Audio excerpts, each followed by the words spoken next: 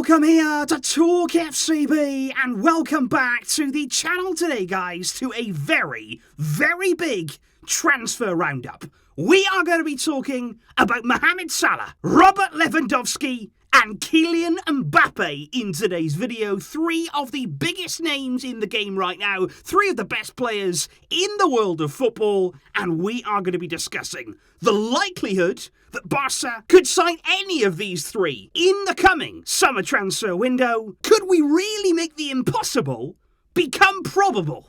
Let's discuss. Because if we do start with Liverpool's Mohamed Salah, who appeared this morning on the front cover of Mundo Deportivo, and this I have to say is not the first time that he's appeared on the front page in the Catalan media, and it certainly won't be the last time either. There is no secret whatsoever that Barca are following Salah's situation at Liverpool. They have been now for quite some time. They're big admirers of Salah. Xavi too is a big fan of his, and of course they're going to be. You know, Barca are going to be looking at Salah because, like I say, he is one of the best players in the world. I think most clubs would be on red alert if he did decide to leave Liverpool. But the question is, will that happen? Well, Salah has been in negotiations now with Liverpool for quite some time about a new contract, because right now Salah's contract at Liverpool does expire in the summer of 2023. So not this summer, but next summer, Salah will be out of contract. Now we know that Liverpool do want to keep him. Klopp would like to keep him at the club very much so, but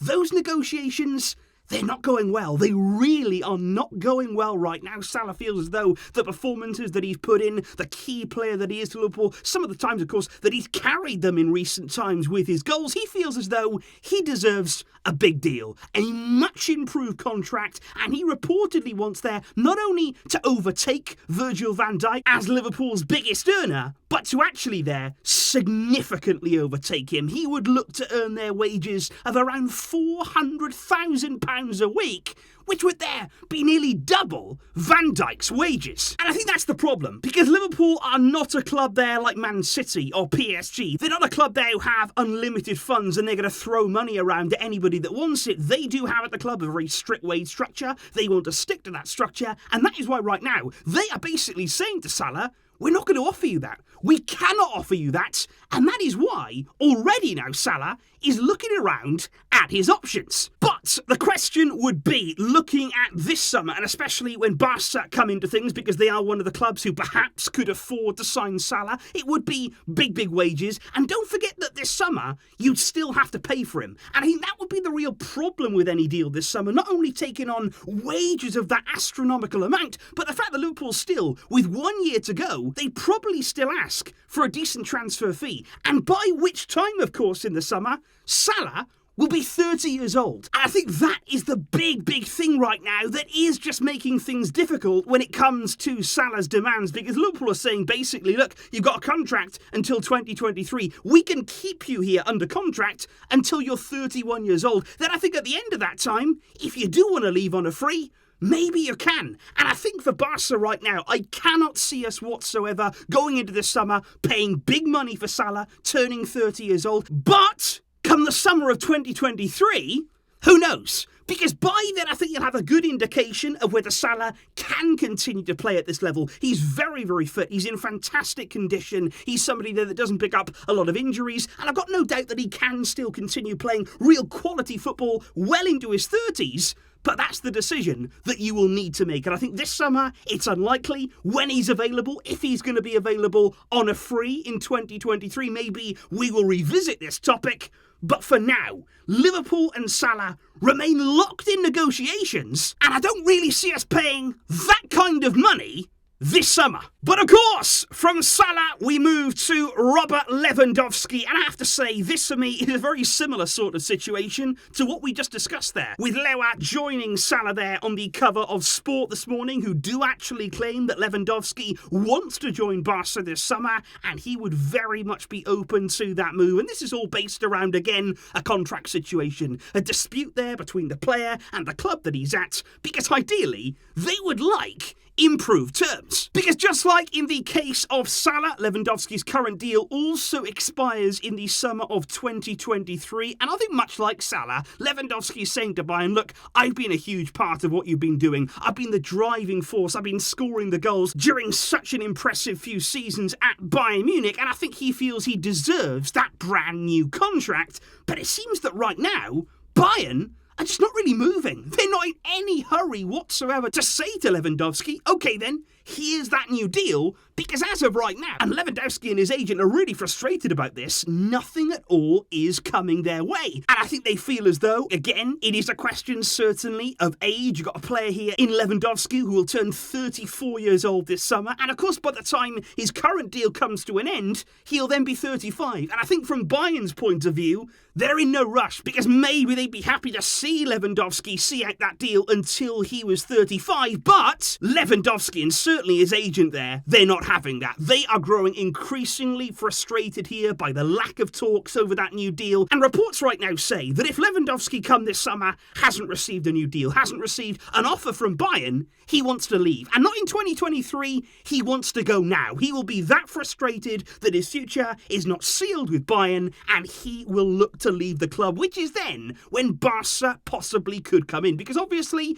it doesn't seem like now we're going to be able to sign Erling Haaland. We don't seem to be in that race anymore, slightly removed due to the kind of demands that Erling Haaland has this summer. So the question then would be, okay, if you can't get the big expensive number 9, what about Lewandowski? But then the other question would be, how much do you pay for a 34-year-old Lewandowski this summer? Because just like with Salah, he'll still be under contract. Bayern are not going to let him walk away for free. You know, you can't have Aubameyang-like deals all the time. And they would still, I feel, Bayern, ask for a decent amount of money. And it's interesting because obviously Lewandowski is a player who clearly can still score goals. He is still a prolific goal scorer, the best at it in the world right now. Erling Haaland, of course, has age on his side. He's got talent and all that quality. But Lewandowski, he's a proven goal scorer. And they are similar kind of players in the way they go about the game. I don't also think that Lewandowski's wages will be too much of an issue. I don't see him earning the kind of money that Salah wants or Haaland wants. I don't feel like that'll happen at all. But,